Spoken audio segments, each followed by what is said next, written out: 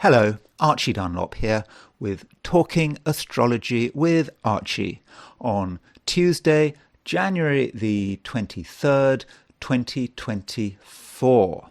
So yesterday I talked about Prince Harry and Meghan and the Lilibet issue, and I referred to this suggestion that the Queen, the late Queen, was not at all happy about Lilibet being called Lilibet, because Lilibet was a name that was very private to the Queen, and Harry and Meghan had decided to use this name for their daughter, and it was not good, and there's some controversy about this. So anyway, I thought I'd refer to it. I'd find some astrology about the situation, and I think most people thought my video was okay. But I did get some comments which were negative, and I wanted to read you one comment in particular, which kind of contains a warning about me. So here's the comment. The racist bias undertones displayed in this reading of Harry and Meghan is a good example of how modern racism is perpetuated.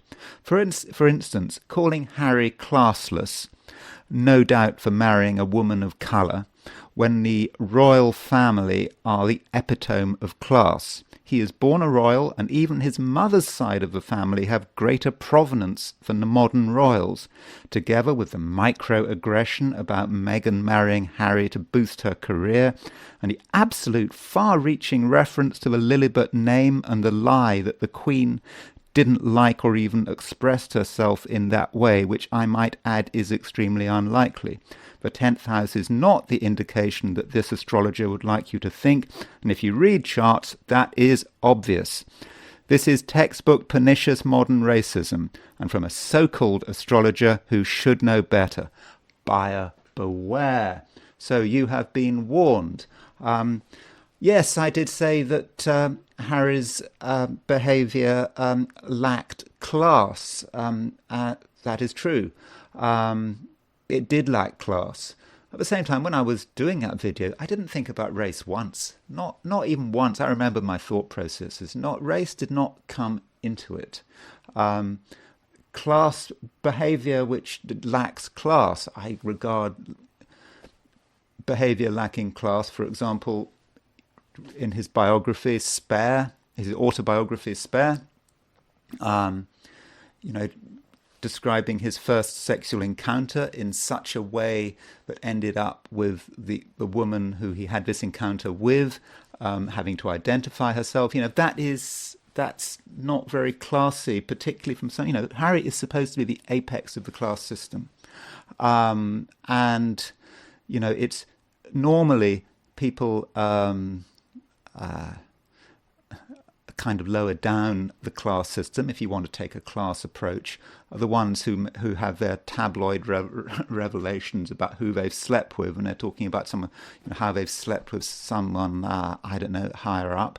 But this kind of inverts it. It's not for someone at the apex of the class system to reveal or give indications about who his first sexual encounter was with. I mean, doesn't strike me as being very classy, really, or asking for inquiring about work for his wife at some reception in full view of the cameras.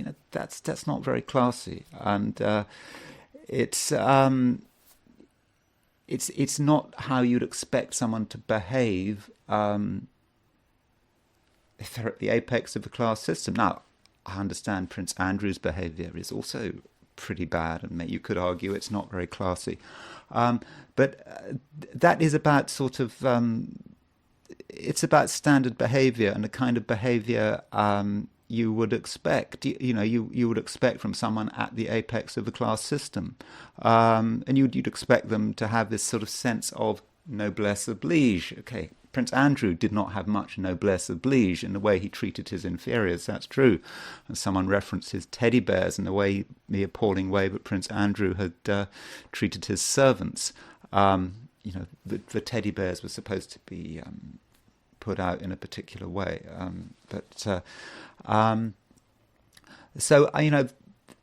it's got nothing to do with race. When you're at the apex of the class system, in a way, everyone is inferior to you, aren't they? Isn't that right? It doesn't matter what their race is. You are at the top. It's sort of beyond race. But I was not thinking about race at all. Nonetheless, you have been warned, this commenter has seemed to disagree with my analysis of the 10th house. And because of that, I'm going to go over that analysis very briefly after this introduction. Now, I should bring this introduction back on topic and just tell you what I want to discuss in this video, what my main theme is. My main theme is Ron DeSantis. Ron DeSantis has dropped out of the race for the Republican nomination, or at least he has suspended his campaign. So I wanted to look at Ron DeSantis' chart again. I did look at it quite some months ago, and I want to look at the chart for when he started his campaign, and the chart for when he ended his campaign. Although I don't really know what time exactly that happened. But before I do all that, I actually want to go over the 10th house with reference to the Queen and Lilibet one more time very quickly before looking at the overall astrology for today, which is Tuesday, January the 23rd, 2024. So let's start off by going back to the Queen's chart. Very quick. I'm not going to spend long on this. I just wanted to get this out of the way.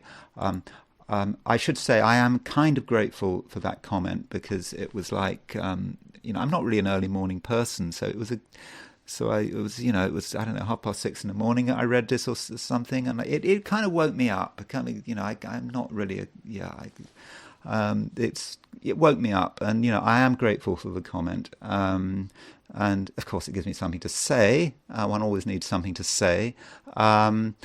Plus, well, I suppose it is this issue to be accused of this accusation that perhaps I was being racist is, I don't know, it gets a bit ridiculous, doesn't it?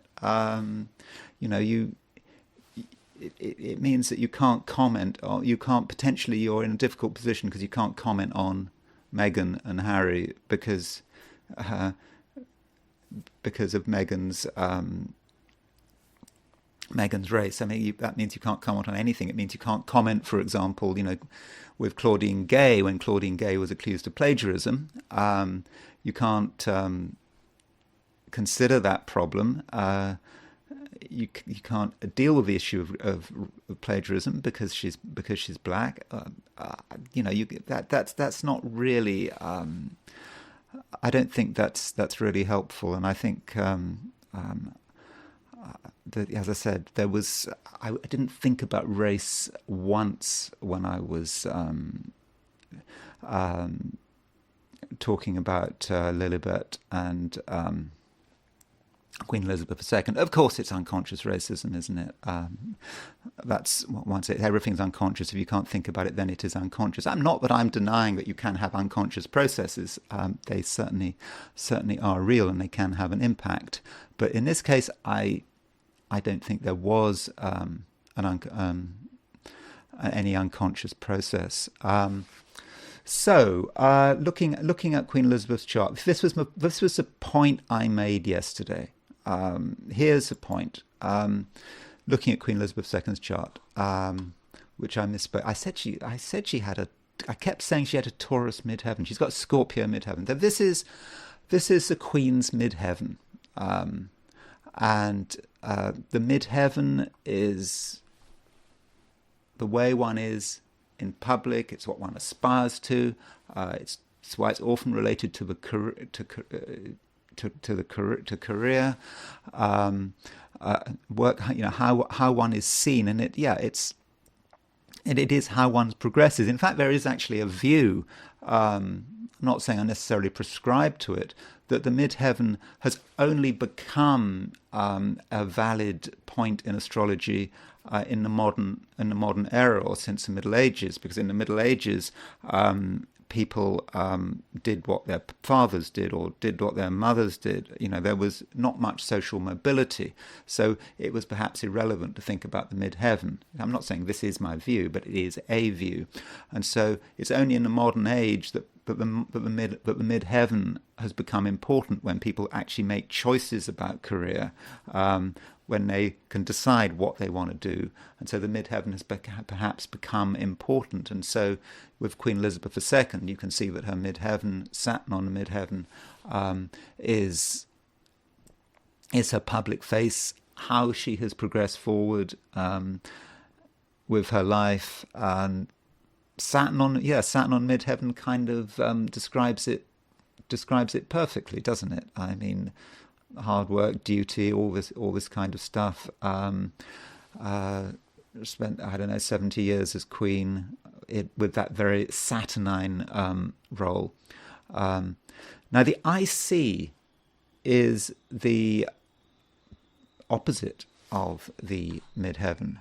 It's at the very foundations of one's life. It's really, the IC is the most private part of the horoscope. Now, in terms of naming, I think you could argue that the name, one's public name, one's choice of name, is the midheaven. And I suppose that may be even more, particularly in the modern era, when people call themselves by all sorts of different names. They try to be creative with their names. No longer do they sort of look for saints' names or something like that. Whatever. It's just a very important part of one's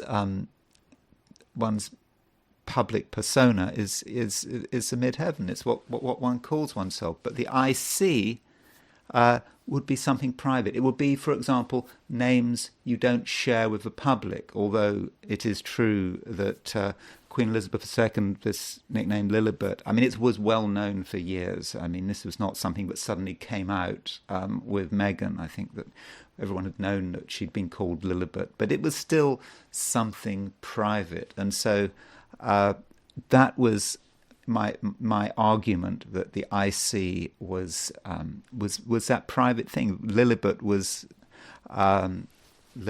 that thing that her family called her. So if you like, the midheaven is Queen Elizabeth II, out there in the public 25 Scorpio midheaven, and the IC is Lilibet, what her family called her, because she couldn't pronounce Elizabeth properly, what her husband, the Duke of Edinburgh, called her. That kind of makes sense to me. So remember, Queen Elizabeth II has midheaven at 2533 Scorpio. Now let's look at the horoscope of Lilibet, who is Harry and Meghan's daughter. So her midheaven is at 2602 Taurus. So it's opposition. The Queen's midheaven. So the Queen has got her midheaven at 25 Scorpio. Lilibet has got her midheaven at 26 Taurus in the opposite sign. So the Queen's midheaven, the Queen's IC, that very private part of her life at 25 Taurus, which I refer to Lilibet, that private name that her family called her, 25 Taurus. In Lilibet's chart, that degree is right on her midheaven. So in a way, this very private part from the Queen's chart has been transposed onto Lilibet's chart. And so what is private for the Queen is completely public for Lilibet, who is Harry and Meghan's daughter. So, I mean, that's my argument. I know this commenter thought I'd got the 10th house wrong, suggesting the 10th house is not the indication that this astrologer would like to think. Well, I think the argument is pretty good. If you've got a different argument, you think I've got my argument wrong, I mean, feel free to comment. But that's how I see it. Now, it may be, given you've got this lineup, it was pure fate. Maybe, one can blame Harry and Meghan for calling their child Lilibet, but maybe given the fact that, given that Lilibet's midheaven at 26 Taurus is opposition, fairly closely opposition the Queen's midheaven, which is at 25 Scorpio, and the fact that the Queen's IC is on Lilibet's midheaven, maybe it's fate. I mean, maybe we can't blame Harry and Meghan or think they behaved inappropriately or were lacking class because they had no choice. This was what it was. Maybe Lilibet was simply drawn to the name Lilibet. Lilibet, the daughter, was drawn to the name of her great-grandmother by fate, and there was really nothing we could do about it, and there was no blame. Okay, so having done that, I had to get that out of the way. I'm sorry if I repeated myself, what I talked about in yesterday's video, but I thought I'd just go over it again. So let's now look at the astrology for today, which is Tuesday, January the 23rd, 2024 at noon. So the big event today is that Venus is in Capricorn. There you can see Venus at noon. The change has happened. There's nothing in There's nothing in Sagittarius now. So all of that craziness of Sagittarius, that sort of perhaps the tactlessness, the energy, that's all gone. We now have Venus, Mercury, Mars in Capricorn. I think that Venus actually works quite well in Capricorn. It has a sort of dignity in Capricorn. It understands what it needs to do. Venus knows how to behave in Capricorn. It knows how to dress properly. Because Venus in Sagittarius, in terms of dress sense, it can be a bit hit and miss. But Venus in Capricorn, it is very very dignified here. And in terms of relationships, I think many of our relationships are going to become more stable, more settled, and I think we're going to have a greater sense of responsibility. But we shouldn't forget that Venus does rule relationships for sure, and as it moves into Capricorn, it makes a semi-sextile aspect with Pluto. That Venus semi-sextile Pluto aspect could be a bit tense, because Capricorn and Aquarius, yes, these two signs are both ruled by Saturn, but they have a different nature, and so relationships, in terms of how we relate, we may be trying to work out how best to. We may want to work out how best to deal with new complications. We're aware in relationships, not just necessarily close relationships, but all relationships. We're aware that new complications have come in, and perhaps we are trying to work out how best to deal with them. And that could be a bit of a struggle, and it could be a bit of a bother. but I'm not saying, I'm certainly not saying it need be a difficult day. The moon is now definitely in Cancer. There it is, moon in Cancer, and the moon is actually making a sextile to Jupiter. So that moon sextile Jupiter is really very fortunate. Reason being because moon is in Cancer, which is the exaltation of Jupiter. Jupiter is in Taurus, which is in the exaltation of a moon. So when you've got moon and Jupiter together like that, it makes things easier. We can ground ourselves, and in terms of relationships, we can be successful. We can make people feel happy and comfortable. But I would suggest that we don't say too much. Reason being that the moon might be sextile Jupiter, but it is also opposition Mercury. So, and it's sort of moving actually towards an opposition of Mars. So, too many words could upset things. You don't have to speak or you certainly don't have to say too much when you're with other people. You can just perhaps be there, because as the words come out, everything we say, there's always a chance that we cause offence, and the more we say, the greater the chance. And if we just keep talking all day long, then the probability of causing offence starts to get very high with that moon opposition Mercury.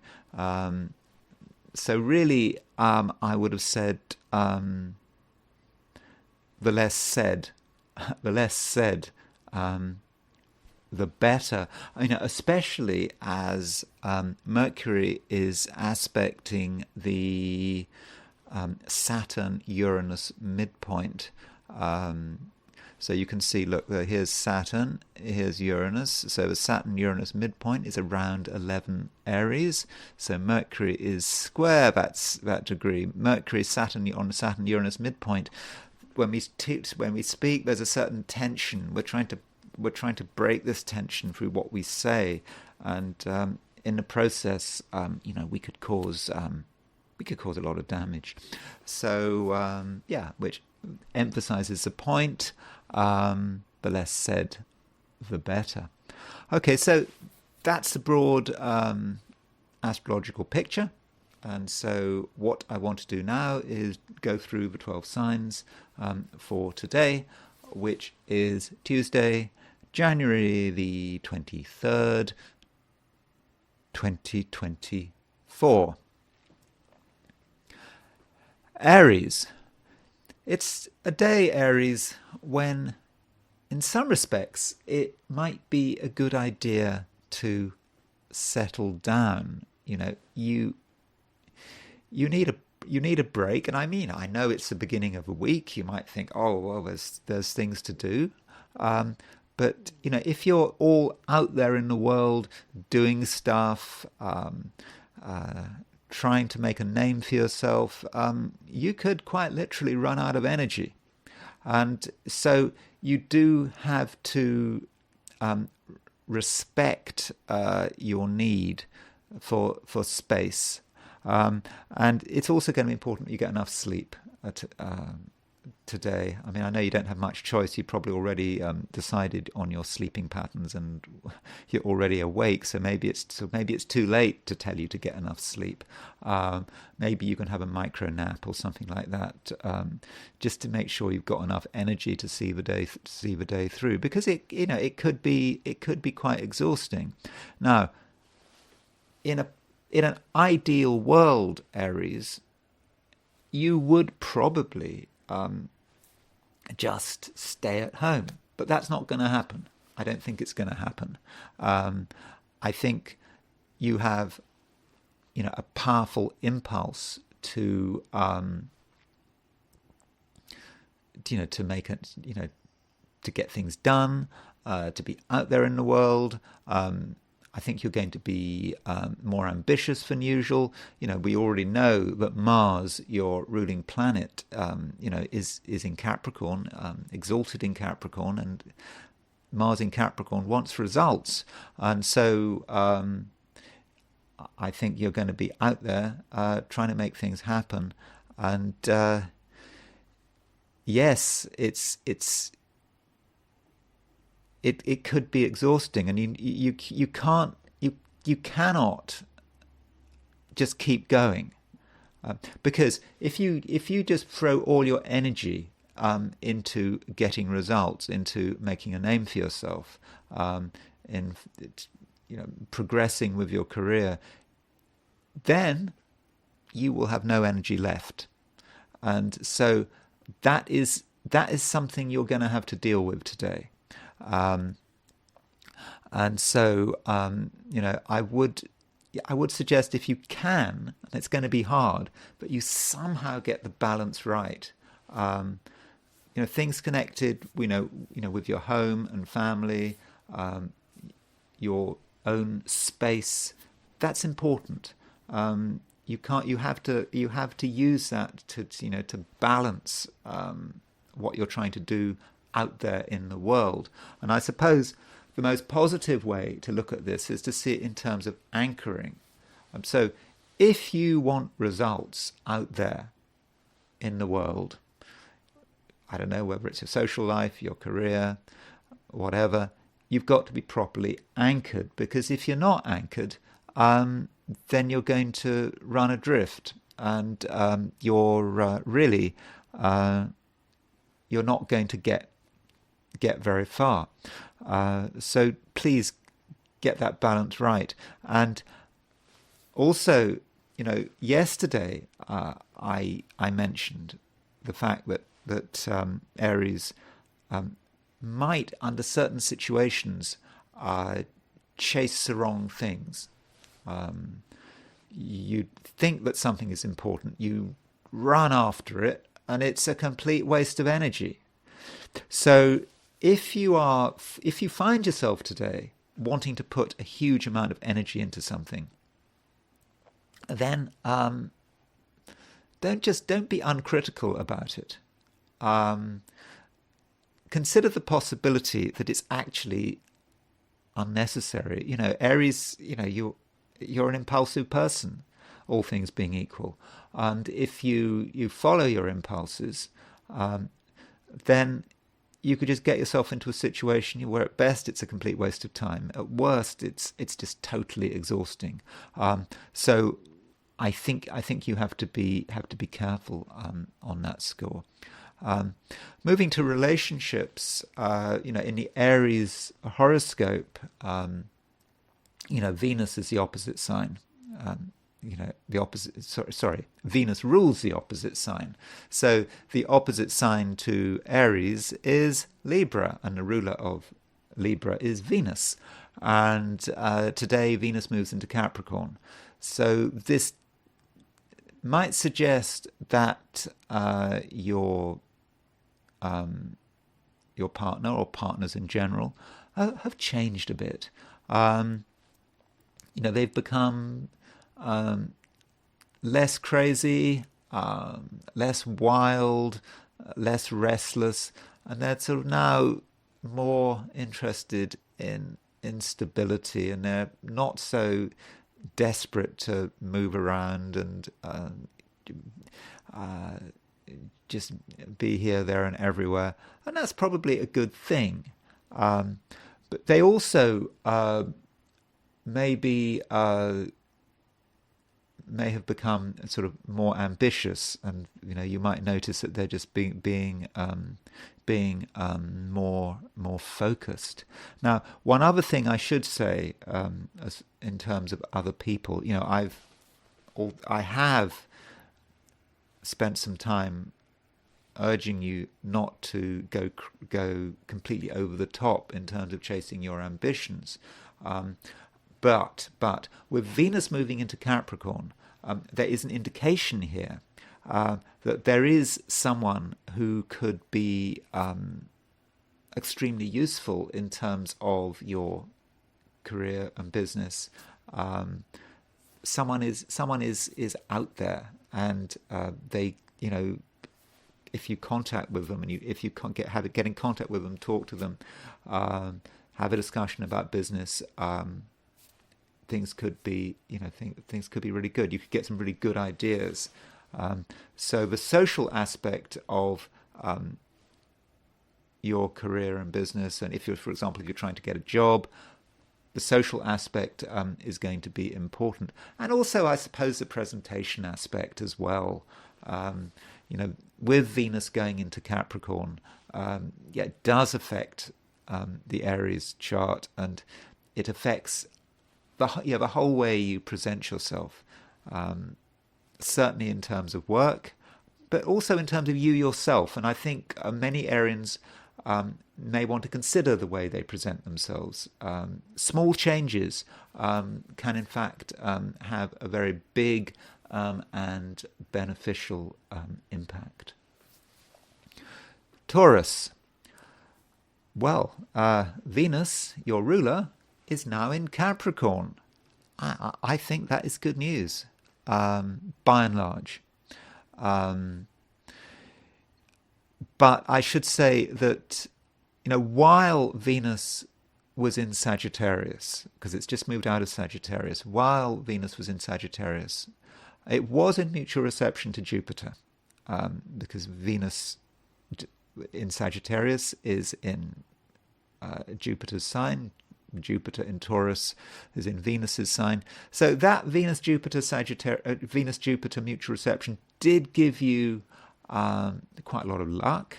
It did make you a sort of more over-the-top person than you had been before, and being able to get away with it as well. So you had this enthusiasm and optimism and quite a lot of luck with this Venus-Jupiter mutual reception. But now Venus has changed sign, and that mutual reception is gone. So, okay, that's a negative, I suppose. But probably Venus in Sagittarius, you'd had too much of a good thing, and now Venus is in the Capricorn. You can settle down a bit, but that doesn't mean to say that your horizons have shrunk in any way. In fact, they're not shrinking at all. Taurus, your horizons are increasing. You are thinking about what you can do next. Where are you going to move your activities? You don't really want to just keep doing the same old things in the same old way. But perhaps what you realize now is that, if you want to expand your horizons, if you want to discover, to really discover your true potential, and if you don't want to miss out on anything, that actually requires a certain amount of work. You have to, focus on yourself. You have to slowly but surely work out what needs to be done. For example, let's say you want to travel to the other side of the world. Why would you want to do that? I don't know. But you're going to have to do some work there. You'd have to raise some money. You have to maybe get a visa, get a passport even, sort out travel arrangements, So, expanding your horizons does require hard work. And from a spiritual perspective, we shouldn't forget the spiritual perspective. Taurus is one of the more spiritual signs. I think that is because Taurus has this connection with the earth. And the earth has its own spirituality. And, I think that you do have spiritual aspirations. I mean, you're unlikely to be an atheist because you're looking at me, and this is an astrology video. So how do you find spiritual satisfaction and contentment? That you can't find nirvana or bliss just by buying a new age paperback. Self-development paperback, whatever. That's not gonna get you to heaven. Finding spiritual contentment is actually hard work, and I think that with Venus moving into Capricorn, you may actually start to realize that the key to really getting a sense of one's spiritual purpose is actually doing stuff that's very grounded maybe even being connected with the earth. Taurus is an earth sign. Planting seeds, gardening, whatever, that is a potential way to get in touch with something that is beyond yourself and is even sort of numinous and is supernatural. So Taurus, that is certainly something that you could be thinking about.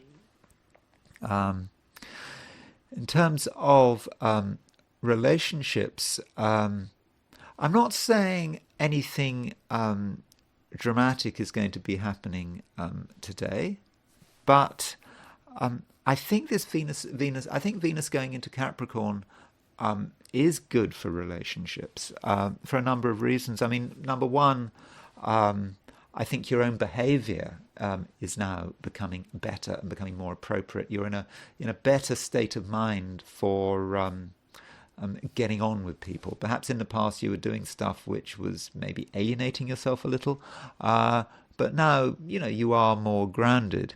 And in the Taurus chart, Mars is very much connected with the other person, and Mars is in Capricorn, and so Mars might symbolize the other person.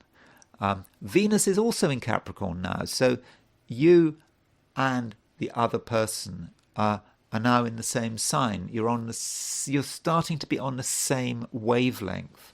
So, if recently you and someone else, you've perhaps been in a relationship, but you just haven't quite got on with each other. You seem to have been moving in different areas. You've had different interests. There's been a certain dis-ease between you. I think this is starting to resolve now, and I mean, I think it's much easier now to relate because I think by and large you're moving onto the same wavelength. So I think that is.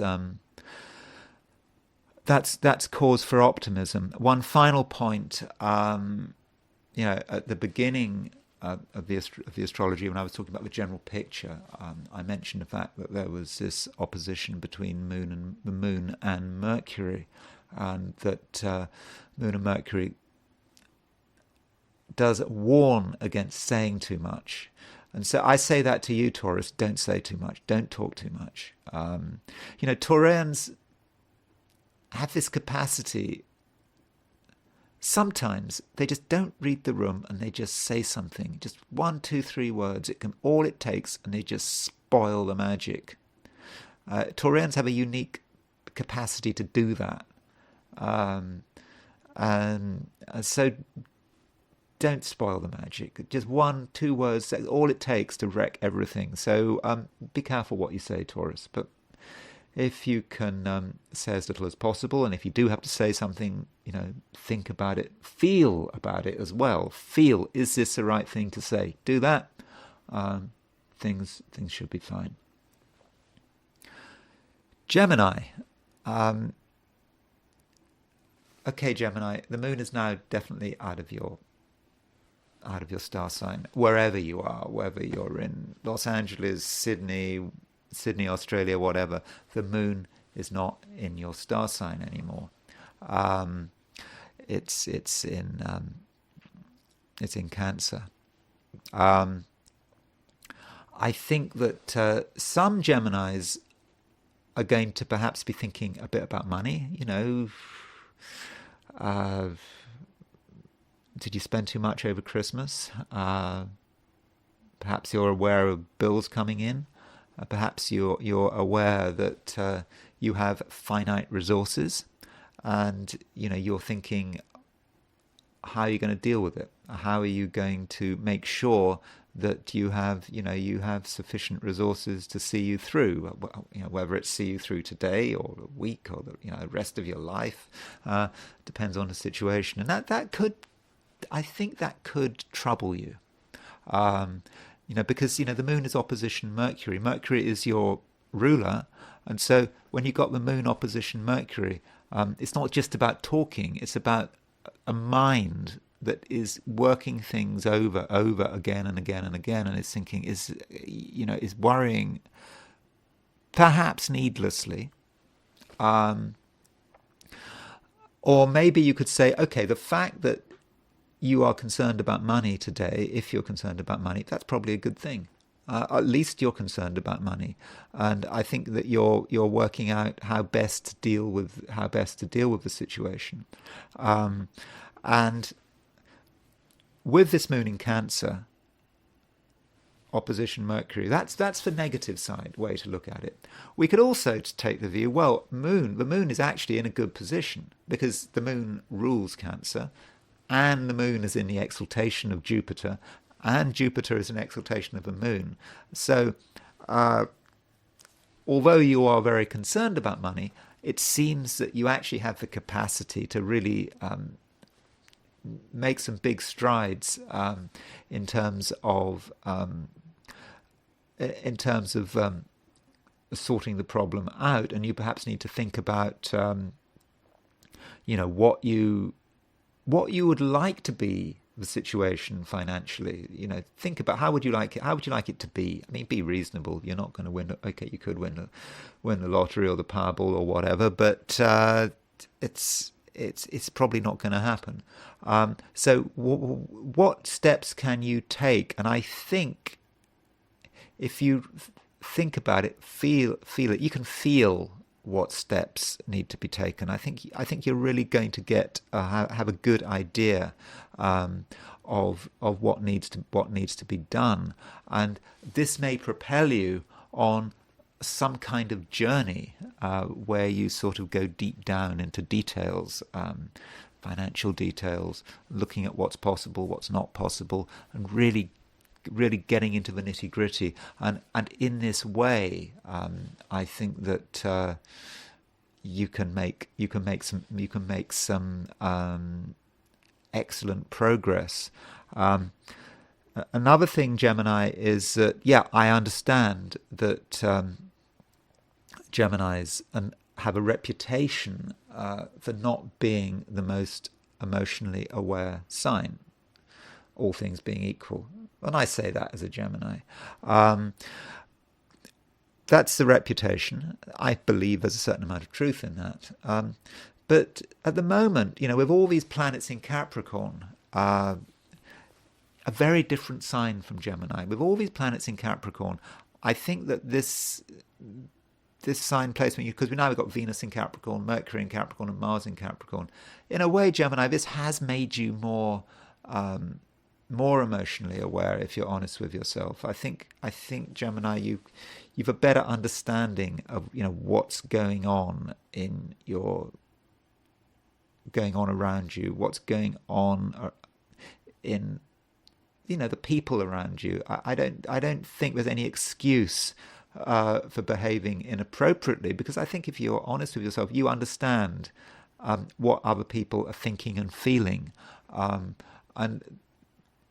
and that does enable you to be perhaps more subtle than usual, and to behave in such a way that won't rock the boat, and that in turn should improve relationships. And if you're really honest, there are a couple of people. There are a couple of people who can really help you in terms of sorting out the world. You don't have to be alone. You can get help, and so if you don't understand what a situation is about, I think you have the awareness to say, okay, you don't understand it, accept that you don't understand it, and perhaps get some advice, because the advice will be forthcoming. And through your knowledge and sensitivity, I think today you can make solid progress.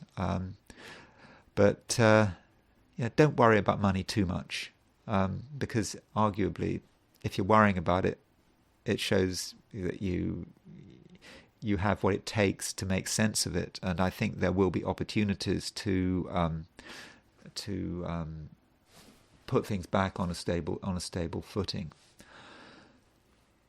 Cancer. Okay, so Cancer, it's a good day in the sense that the moon is now in your star sign. Now that happens every month, so in a way it's not a big deal. But that time when the moon is in Cancer, moon is in its own sign, you have a sense of sort of inner stability. You understand your place.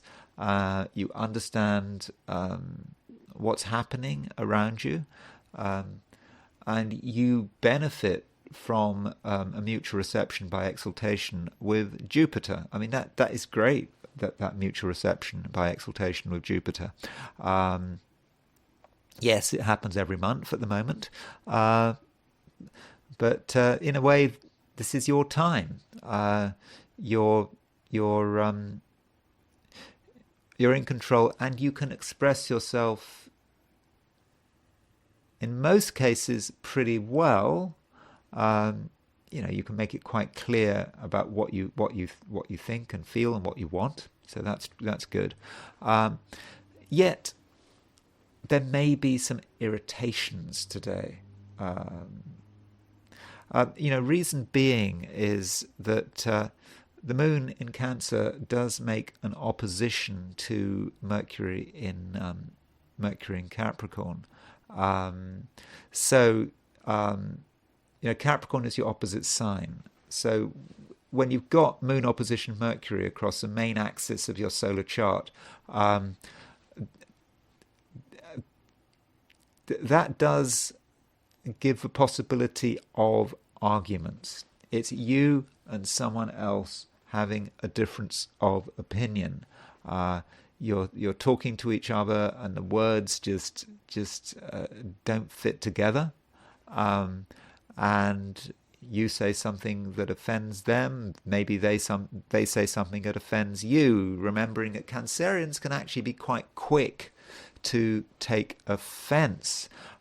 So maybe you should be a little forgiving. So if today someone tells you something that you find offensive and upsetting, that makes you mad, don't jump to conclusions.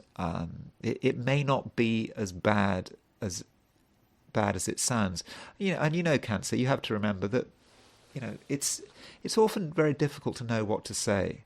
And yeah, sure, the best policy is often to say nothing. But people are trying to deal with the world. They're trying to relate, and they just say something because it feels right, and then the words come out of their mouth, and they just realize they've said the wrong thing. So you kind of need to have a bit of sympathy there for other people. They can't always say the right thing. So do bear that in mind.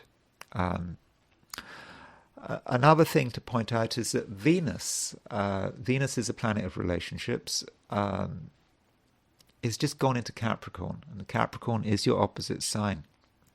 And this might indicate that someone new is arriving on the scene. At the beginning, today you might not really notice them, but if you're really observant, you might notice someone new arriving on the scene.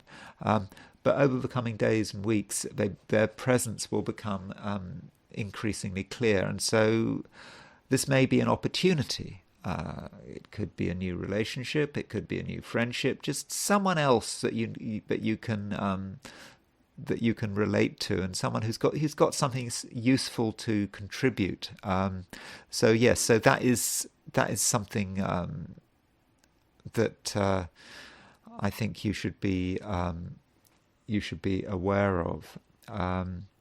I should also point out that in terms of getting things done today, I don't know. I know the moon is in Cancer, and so that suggests that you are in control. But with these planets in Capricorn, particularly the moon opposition Mercury, it may be the case that on your own there are actually limits to what you can achieve, and that if you really want to get things done, you may need outside support. You may need help from another party, and you might not want to ask for help. You might find it demeaning to ask for help. It's okay to ask for help. Help is available. So yeah, you are not alone. You don't have to be alone. I can certainly understand why you might feel slightly alone. Reason being that the moon at the moment is actually separated from the rest of the chart. The moon is in Cancer. There is nothing. There are no planets, other planets in Cancer. There are no planets in the previous sign of Gemini. There are no planets in the following sign of Leo. So this is a sort of a version of, there's this yoga in Indian astrology. It's called Kamadruma yoga, where the moon is isolated. And I probably shouldn't be taking a technique from Indian astrology and using it in Western astrology, but I suppose I feel it feels right. It feels right. It feels something that could be relevant to you. So so today you may feel a little alone, but you haven't really got anyone to talk to. But I think that means you need to make the effort, because to really make the most of the day's opportunities, I think you are going to need a bit of outside help and support. Leo. It's probably not a particularly dramatic day. Okay, you've had the drama of the Sun and Pluto going into Aquarius, your opposite sign. That happened over the weekend, and you can still feel it. You're starting to understand that other people have a role to play, and however independent you want to be, you're not alone, and heavy things are happening outside, somewhere out there, and you are going to be influenced by it. But looking at the specifics of today, I think you're not really going to be in the mood for heavy social interaction. I don't think so. And like yesterday, yesterday I mentioned that the Sun was on the Venus-Saturn midpoint. Well, in fact, it's still on the Venus-Saturn midpoint. So that does incline you towards a certain amount of isolation. And if you do get involved with other people, particularly in a very close way, you just may find it difficult to really give of your whole self. And if you do, you might sort of say things that are inappropriate, or you might focus on the wrong things, or you might be overly materialistic, or you might objectify the other person and be disrespectful. So I think in general your relations with other people do need to treat them with a certain amount of caution. Having said that, I don't think it's going to be a bad day if you do things right. The moon is making a sextile to Jupiter. Jupiter at the moment is very much focused on your path forward. It's focused on your career, how you're going to sort out business matters, how you're going to make headway in the world. And the moon and Jupiter have a good relationship, and it may actually be the case, Leo, that the best thing you can do is to do things quietly in your own way, far from public attention. Yeah, probably things that are done privately, in your own space, without people looking over your shoulder, are going to be the things that are really going to stand out as contributions to your future success. So don't feel pressurized to be mixing with other people, to be working in a team, all that kind of thing. I don't think it's necessary. And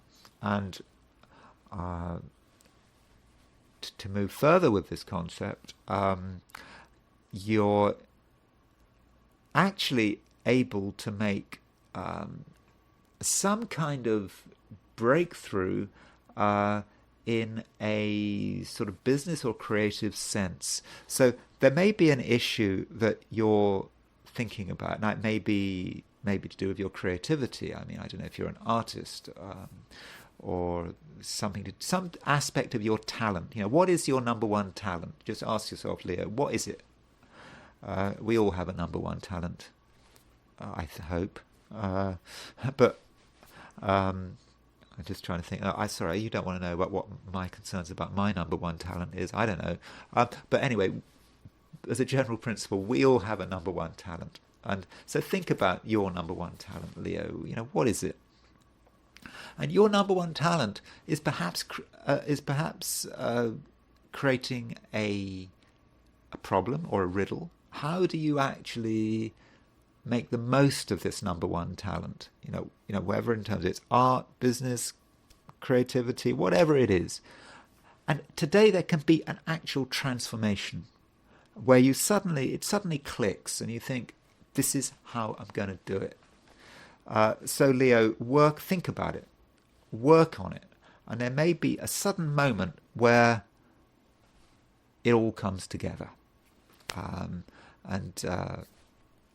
that moment is probably going to happen when you are alone, or when you're not disturbed, when you're in a situation where you trust everyone around you, where where you can just be yourself. So Leo, do bear that in mind, and do give your number one talent plenty of space today. Finishing up with relationships, I don't think there's a great deal to say about relationships, aside from the fact that the sun is now at 3 degrees Aquarius. It's developing in Aquarius, your opposite sign. Give it some thought. Relationships are having to reconfigure, particularly as the sun is quite close to Pluto.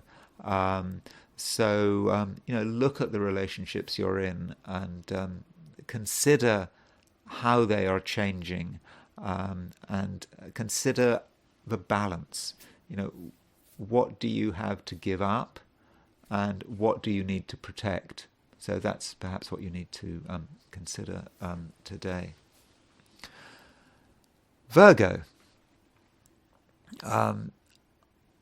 It's probably going to be a time when you can be yourself, and I don't think you have to be shy. I think that you have excellent social skills. Now, you might not think that you have excellent social skills, because Virgo can be a sign that can be very self-critical. But no, you have definite social skills, and they're coming to the fore today. This is because the moon is in Cancer, and it's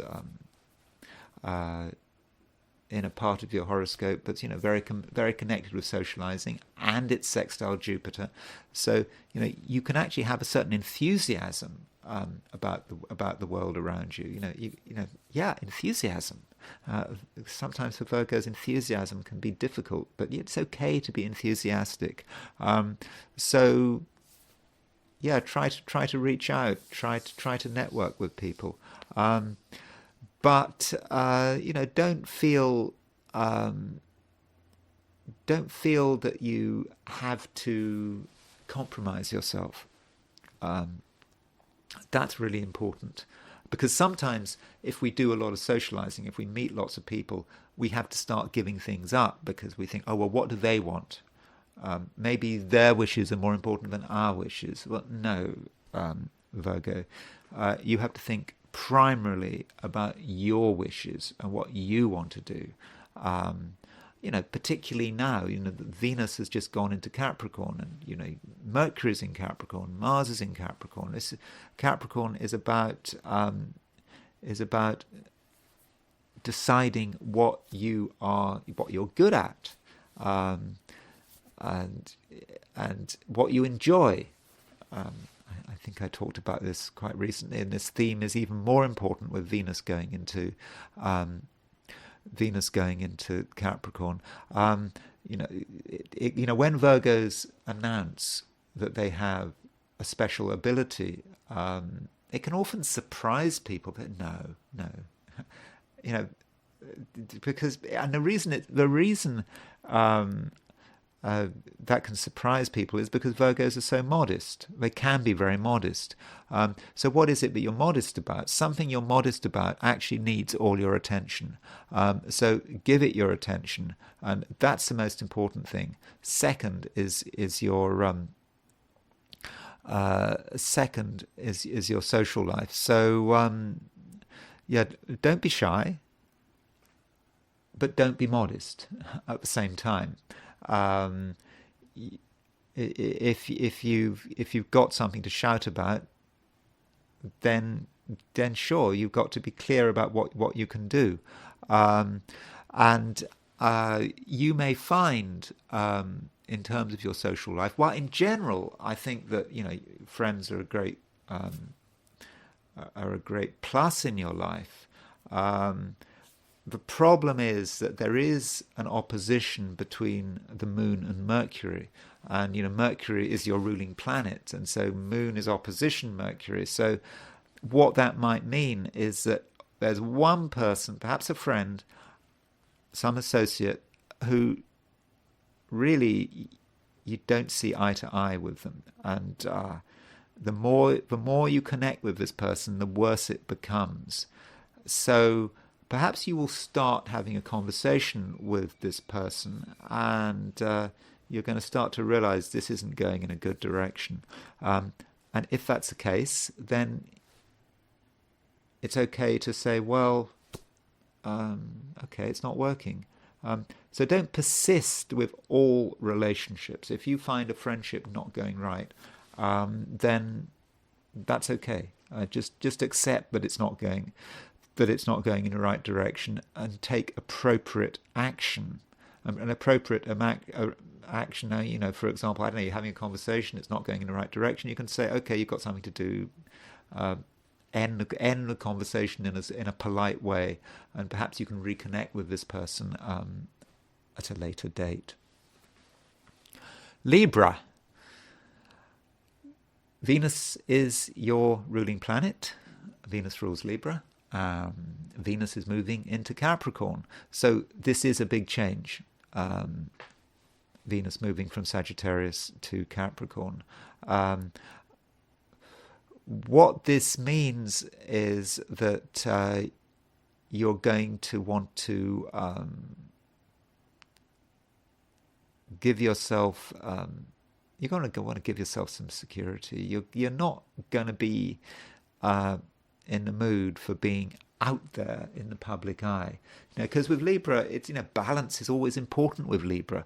Where do you feel balanced? Where do you feel at home? Where is everything in the right? Where is everything? Where's everything supposed to be?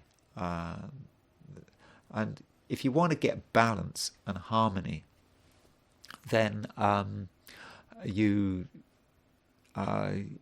you're probably best to spend most of your time in somewhere where you have felt harmonious in the past. Now, that's probably your own home, but it might be somewhere else.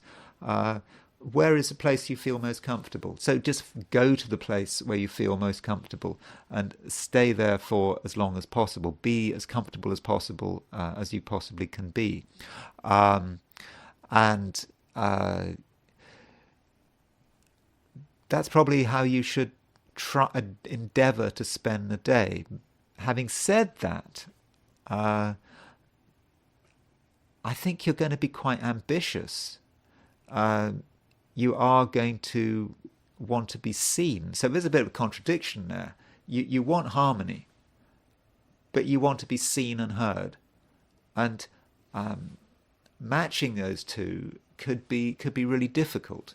And you can't do just one or just the other. So if you want to be seen and heard in the bright lights, it won't be long before you feel completely insecure. If you, on the other hand, you just want to sort of retreat from the world, be in your safe place, wherever, or somewhere where you have complete harmony, you're going to feel that harmony is going to be disturbed by the fact you're thinking, hold on, I should be doing something else.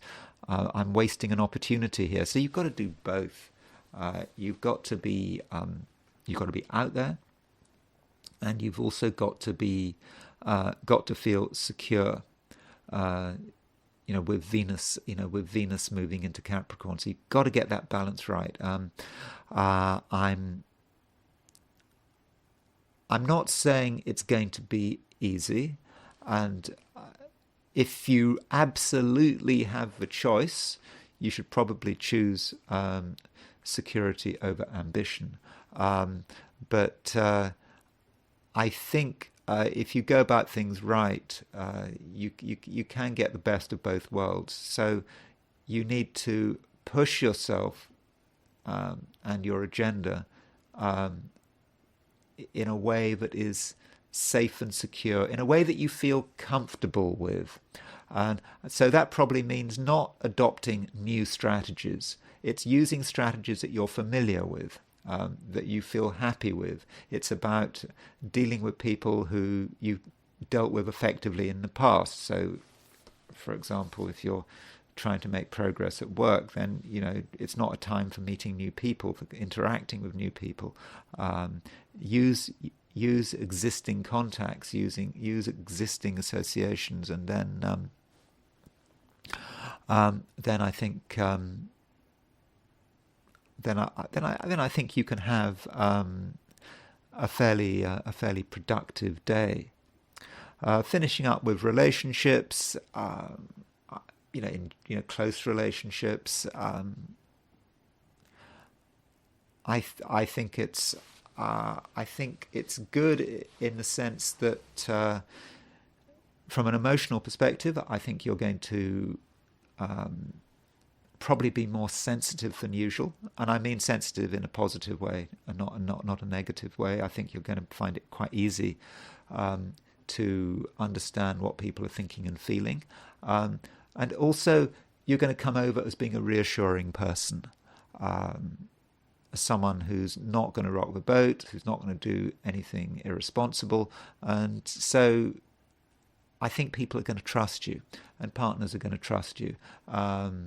So whatever the relationship, you're someone to trust, to be trusted, and I think that's going to improve things. If you're looking for new relationships, I'm not probably suggesting that's a good idea right now, because I think really you need familiarity is important for you today. But if by any off chance you're looking for new relationships and you feel it's the right thing to do, you'll just come over as being a trustworthy person, and I think that's going to help.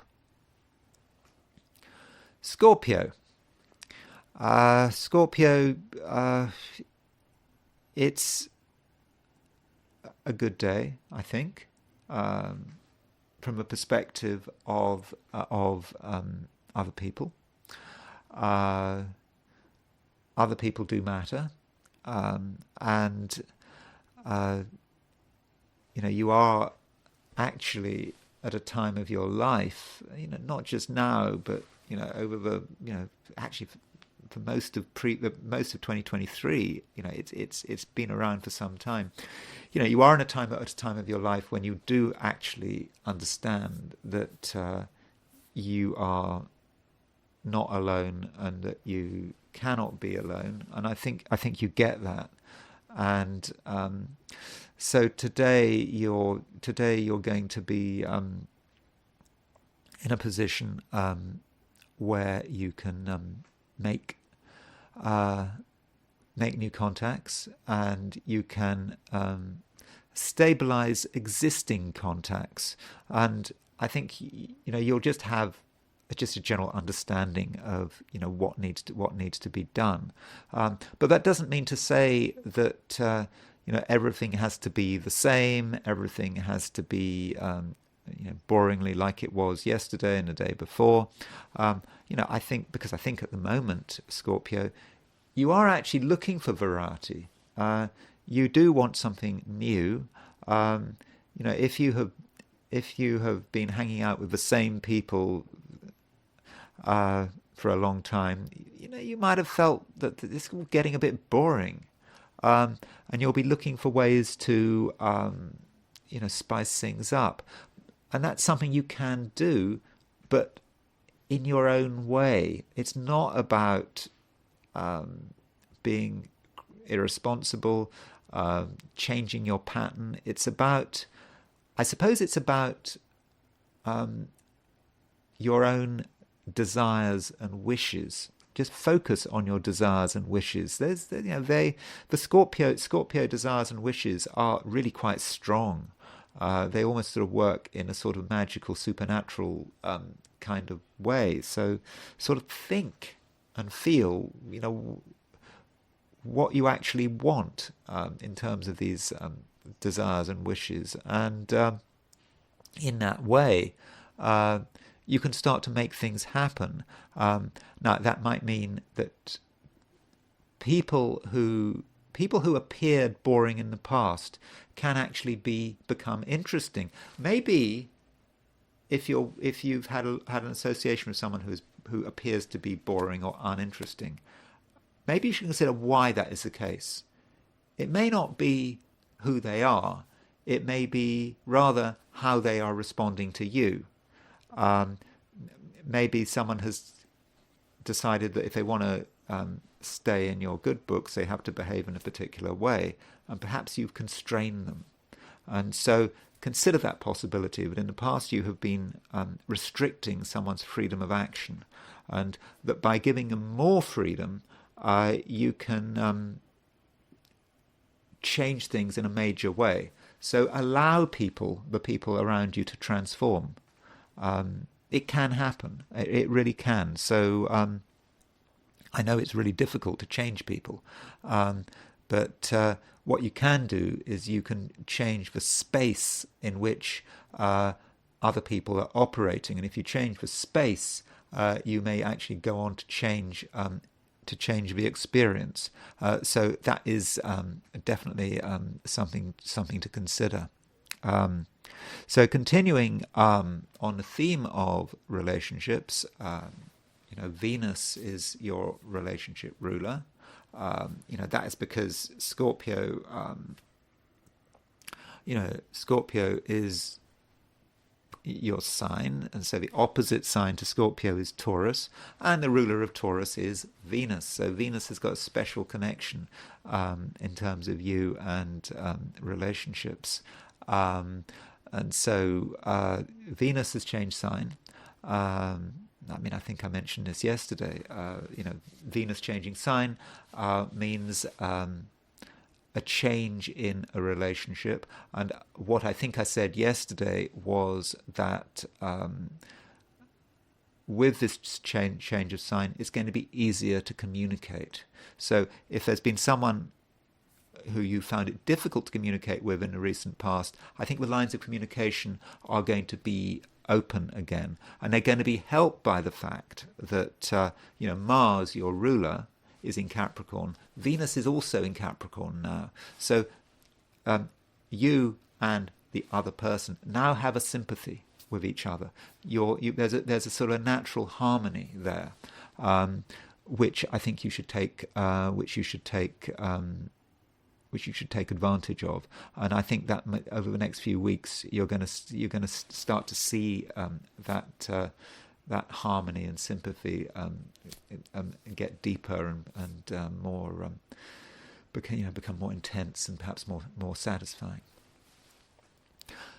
Sagittarius. Sagittarius, things in some respects are a little more complicated. That's because the moon has changed sign. The moon was in Gemini, which is your opposite sign. Gemini in the Sagittarian horoscope is a sign very much connected with relationships. And so the moon has changed sign. It's moved from Gemini to Capricorn. Sorry, that doesn't make sense. Sorry, Gemini to Cancer. So Gemini to Cancer, and what that means is, things become more emotional. Moon in Cancer is an emotional sign. So you may have been dealing with people in a sort of very one-dimensional way. The other person, it seemed uncomplicated, but now the moon is in Cancer. Things have become more complicated. And I don't mean that just because something is complicated doesn't mean it's bad. Especially moon in Cancer is Cancer is the sign of Jupiter's exaltation. And Jupiter's your ruling planet. And so Jupiter is in Taurus, which is a sign of the moon's exaltation. So the moon and Jupiter are in mutual reception by exaltation. And so in terms of relationships, that gives you incredible sensitivity. I know, and I do understand that Sagittarius does not have a reputation for being a particularly sensitive sign. Sagittarius just likes to say whatever it's on its mind. But it's not really it's not a typical Sagittarian day. I think you're more thoughtful than usual today. And so, with every situation, you're going to feel and think, and you're going to try to work out what the best approach is. I think you have an opportunity to do well in terms of other people. When I'm not talking about anything spectacular. It's just I think you're going to know how to behave. I mean, in fact, a lot of signs. If you've been listening to all of everything I've been saying for all the other signs of the zodiac I've already covered. I have been saying this a lot, that people are going to be sensitive and people are going to have greater sense of understanding. This is because the moon is in Cancer and it's in mutual reception to Jupiter. But that's special for you because Jupiter is your ruling planet. Now, I should also point out that Sagittarius is now empty. The sign Sagittarius has nothing in it. No major planets. Okay, it might have some asteroids and space stations in it, but it doesn't. It's an empty sign now. And so Venus has left Sagittarius and now moved into Capricorn. You're going to be calmer. You're not going to be quite so keen to tell the world who you are and what you want and all that kind of stuff. And again, that's probably a relief.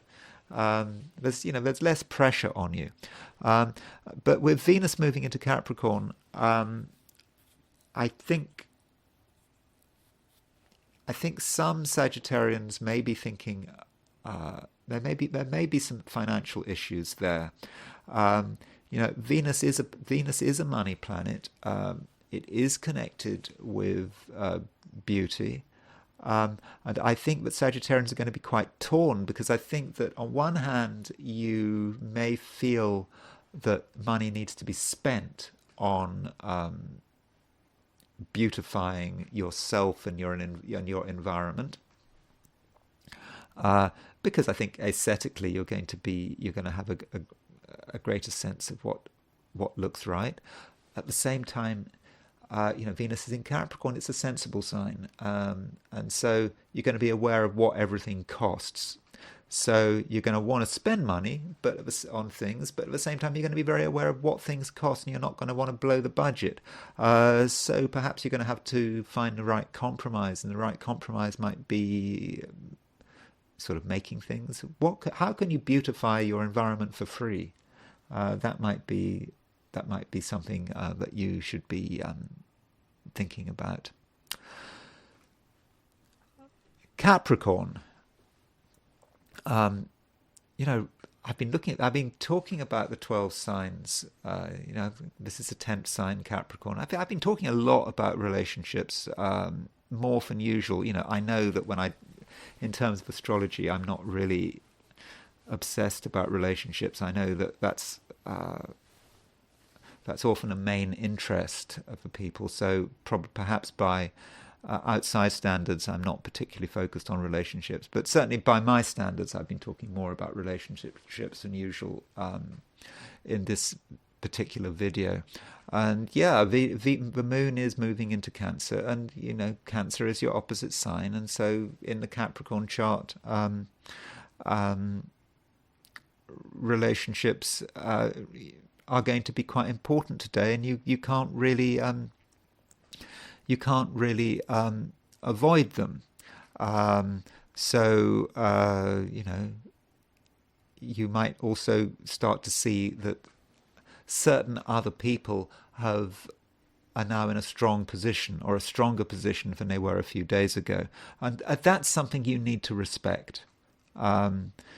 So that means that if you're in some kind of sort of conflict with someone, where it's you against them, only one person can win, be careful, because short term the other person is holding most of the cards, and if it comes to the crunch today or tomorrow, you might not win through. So if you want to play around with timing, I would suggest that you don't want things to come to a head. You don't want any crunch moments between you and other people today or tomorrow. You probably want to leave it until certainly the end of a week, because you're in a very second place position today. If it's a contest, I just don't think you're going to hit the top spot. So be careful there. So that's something you certainly need to be aware of. You also need to watch what you say. I've been saying this to a lot of signs, but remember, Mercury is in Capricorn. Mercury is in your star sign. Mercury is the communication planet. And so with Mercury being a communication planet, you certainly have a lot to say, but the moon is opposition Mercury. So some of the things you say may be just ill-timed. And again, if there's someone you don't like, someone who's a rival, don't say things to them. Certainly don't say things which are meant to upset them, or say things which are controversial, which might lead to, don't try to take them down with the words. It's not going to work. So be very careful in your verbal contacts with other people, because I think there's a danger that it backfires. Now, going back to relationships, Moon in Cancer it's your opposite sign. So relationships, if they're the right relationships, if it's not a situation of rivalry, then things can work fine. In fact, many Capricorns are feeling that it's time to get closer to someone. There's a feeling that it's a time to create unions. that I don't, not just in a romantic sense. I think that's what you believe. It's a time for unions, for people to come together in single units. Whether it's romantically at work or whatever, it's something you really believe at the moment, and you're probably right. So consider what steps you can take to bring people together, and it may not just be just one-to-one partnerships. It may be teams. Things have to come together. Maybe that's an issue about work. Maybe you have to bring people together to discuss things. And I think you can be quite effective, provided you're very diplomatic about it. Remember what I said about Moon opposition Mercury? You can say the wrong thing, and so be careful there. But you're a Capricorn, sensible Capricorn. I'm sure you won't make any mistakes today. Aquarius, you're slowing down a little. I think that really, you've seen that life is becoming a little complicated, particularly now that the sun is in your star sign. Sun in your star sign is, it brings new responsibilities, but you also feel that these responsibilities may be a bit much, and so Aquarius, you might take the view that you need a bit of space, and I'm not talking about space in terms of isolating yourself, but I'm talking about being in a space that is properly organized and where you have done the organization. You certainly don't want to move somewhere, be somewhere where all the arrangements have been done by someone else. That's not going to make you happy. It needs to be somewhere where you have controlled everything, where every piece of furniture, everything has been placed by you. If someone else has done the placing, then I think there's going to be a lack of comfort there, and you're not going to feel that you can accomplish everything you want to accomplish. So Aquarius, I think you have to be clear about that. And if you are somewhere where other people have created not just the physical environment but the rules and the atmosphere, you're going to feel that it's out of place, and you're going to feel not just out of place. I think you might not feel well, certainly in a psychological sense. At least that's the negative side of it. From a positive perspective, Aquarius, it's did I say Sagittarius? I meant Aquarius. From a positive perspective, looking at your own home and your own space, you can do some amazing organization here. You can create a perfect space for yourself, and it will be hard work, but it will be the kind of hard work that feels very fulfilling, and something that you are really going to enjoy. And that is the perfect grounding for today.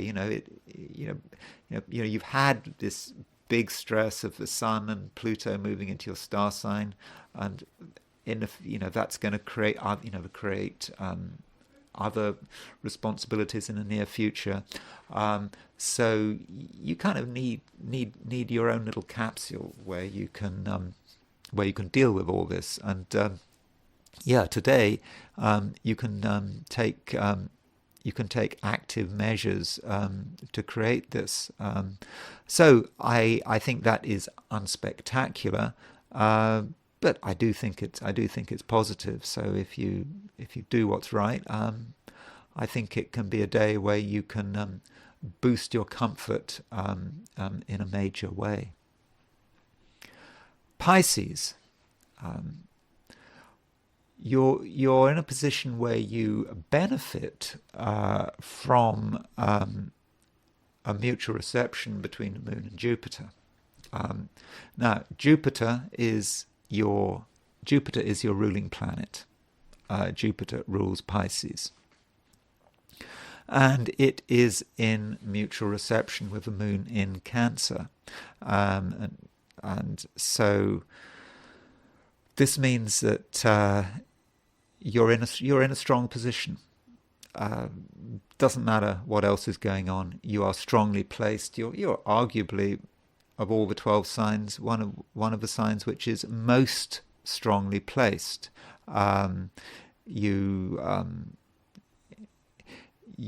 You're settled. You're at one with the world, and I think you also know how to look after yourself. Plus, I think you're going to have more luck than usual. So if you want something to happen, there's a good chance that it will happen, and that it will happen on your terms. Now, I'm not saying that everything is going to be great. The problem aspect, which has been a problem not just for you, Pisces, but for a lot of the other signs, is this opposition between the moon and Mercury. So Mercury in the Pisces chart is ruler of it's ruler of your opposite sign, Virgo, and so what can happen with moon opposition Mercury is that there can be a misunderstanding, because Mercury represents the other. It represents can represent a partner, can represent a friend, but it's someone who you're having to deal with one-to-one, and one-to-one contacts are unlikely to work well today. You'll try your best, but it's just not gonna feel right, because there are different priorities, and you may feel that there's a certain lack of respect, and that really will come through on a one-to-one level. And so if you are dealing with other people, and I think it's right to deal with other people because you are lucky, you're fortunate, you express yourself very well. Try to deal with people more as a group rather than one-to-one, because as a group there'll be less intensity, and it will be easier for everyone to express themselves in a constructive way. That way you'll be avoiding the trouble. I don't know. I mean, it could be about just a friend, one of your friends, one person. You just have an argument about what you're going to be doing or something. It's just something stupid. It's not, but you don't want to get involved with that. So just deal with people as a group, and I think that everything will be fine. And really, that's about it for today. Okay, so I've done the 12 signs, and what I want to do now is look at the I Ching. So, as always, I ask the question: what is Tuesday going to be like for those watching this video, or at least for those watching the I Ching segment of this video?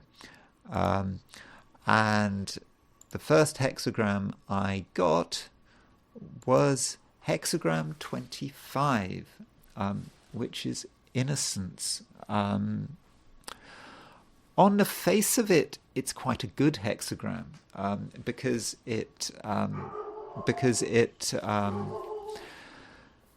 good hexagram because it suggests that if we want something, we shouldn't really think about it too much. Just relax, let it happen. Indeed, the less we think about it, the more likely it is to come. We just wait innocently, and then the unexpected happens, and the unexpected is maybe going to be fortunate. And so that's a nice place to be. At least that's the raw hexagram. But unfortunately, we have a moving third line, and the third line moves. And the third line actually talks about theft. theft could be a problem today. Um, okay, I don't mean literal theft necessarily, although you've got to really look after your stuff today. But it can also be, what does the I Ching do? The I Ching talks about you leave your cow tethered outside your front door or whatever. I don't know why you'd want to do that, and just someone steals it. It's someone's gain, your loss, and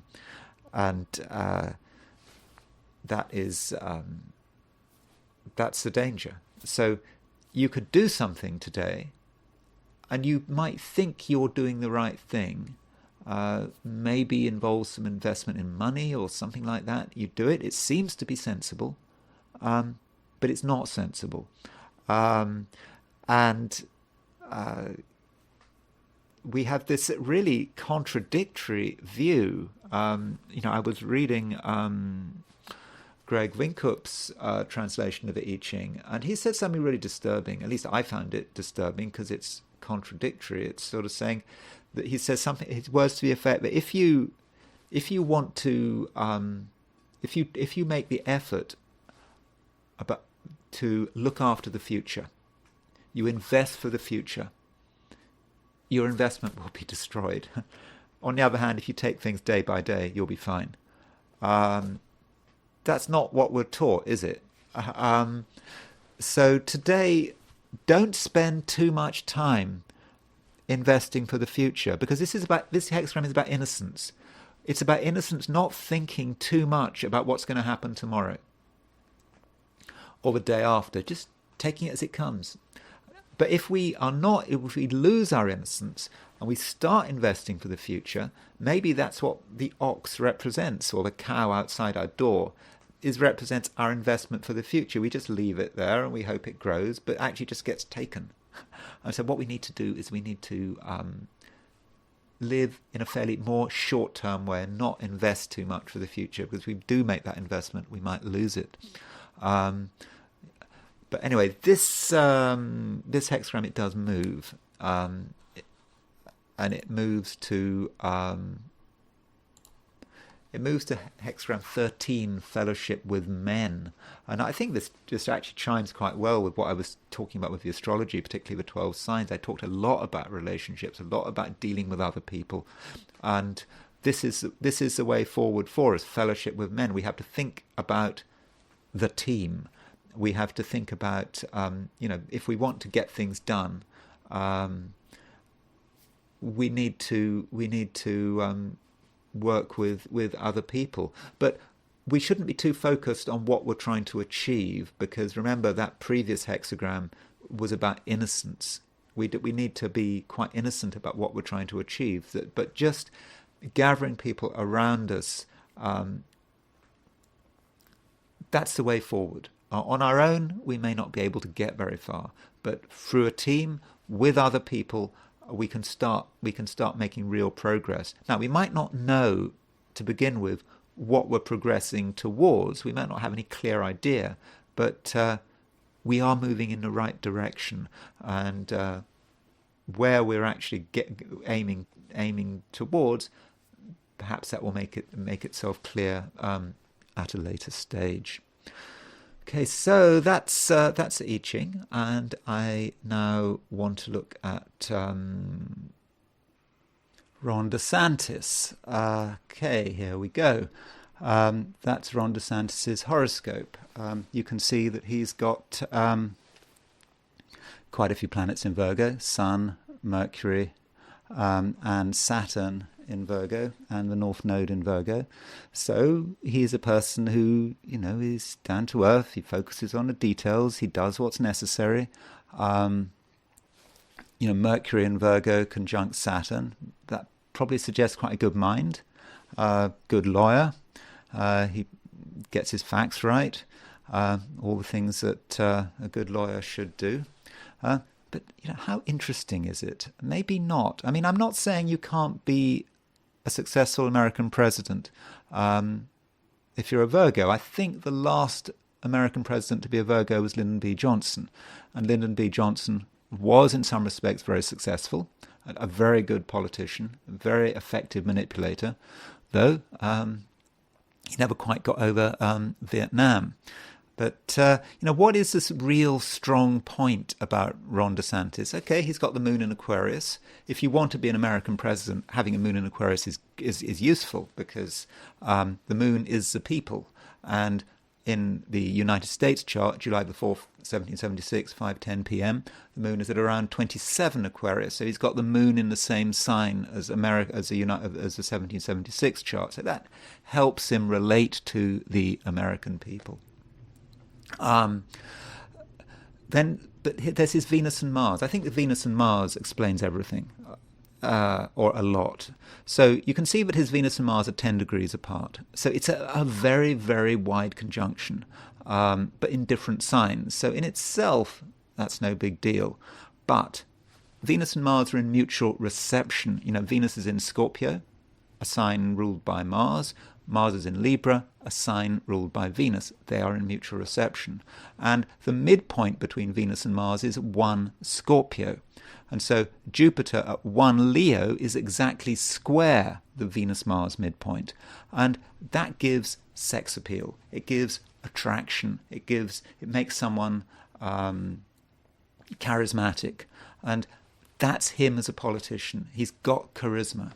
And it obviously works very well in Florida. He's a successful politician in Florida. Enough people in Florida find him attractive to vote for him to be governor. But can he take it further from Florida? And I think when I looked at this chart, I was thinking probably not. That attractiveness doesn't seem to carry. Plus, I think the chart is just not interesting enough. It's not dramatic enough, not dynamic enough to really get him through to the White House. So that was my feeling about it. That was my sort of first view about it. There's then the question about whether or not he could be U.S. president. Now, what I started by asking this question March the 2nd, 2023. I asked the question, so that was nearly a year ago. I asked the question, will Ron DeSantis be the next US president? So this was a horary question. I asked it for my own location when this question occurred to me. So nearly over 10 months ago, I asked myself this question. And you can see that Moon Cancer was rising. So that's me asking the question. Him, I think I took him as being someone I had no connection with. I took him as being Saturn, and so I took him as being Saturn at 29 Aquarius. You could argue because he's governor, I should have taken the ruler of the 10th, but I took the ruler of the 7th as someone I have no connection with. As Saturn, and he's got Saturn conjunct Mercury. He's got Saturn conjunct Mercury in Virgo in his natal chart. But the point is, this is an easy question because the Moon is void of course. It has made its last aspect to a traditional planet, i.e. you don't count Uranus, Neptune and Pluto in this. It's made its last aspect to a traditional planet before leaving the sign. There's nothing more to be said. No, he's not going to be the next US president. End of. So that's the horary that I asked. So I knew he wasn't going to be. It was always clear that he wasn't going to be the next US president after Biden. Of course, you could say, well, I suppose he could still win with that, given my question was perhaps flawed, because I suppose Biden could have dropped dead or resigned, and then Kamala Harris would have been replaced him. So I suppose he could have been. I suppose this chart holds provided Biden is able to go through to the election at the end of November. If he does, if something happens to him, then of course this chart is no longer relevant. But even so, the suggestion is, Saturn's. You can see that if we take DeSantis as Saturn, he's Saturn in Aquarius in its own sign, but Saturn is leaving the sign. Saturn is about to lose strength, and it's in the eighth. It's in the ninth house. But there's a feeling that his position is not getting any stronger. I don't. But still, I think this chart does rely on Biden hanging on till the end of this year. Now, as far as DeSantis's run for the White House. It's a run for the Republican nomination. It's always very important to consider the timing of when you make your announcements, and so DeSantis filed on May the 24th, 2023 at 2:24 p.m. Now, if you remember, his official announcement was supposed to be at 6 p.m. that day. It was going to happen on Twitter, I think, and Elon Musk was involved, and it was a real disaster. I think there was communications problems. Everyone knew about it beforehand. It just didn't work out. And so, but if we look at the filing chart, I think I got 2:24 p.m. and I set it for Miami. You can see that there's Moon conjunct Mars. That's not good if you want to have the chart for filing your candidacy. The Moon in Leo is not strong. Moon does not work well in Leo. Moon has no dignity in Leo.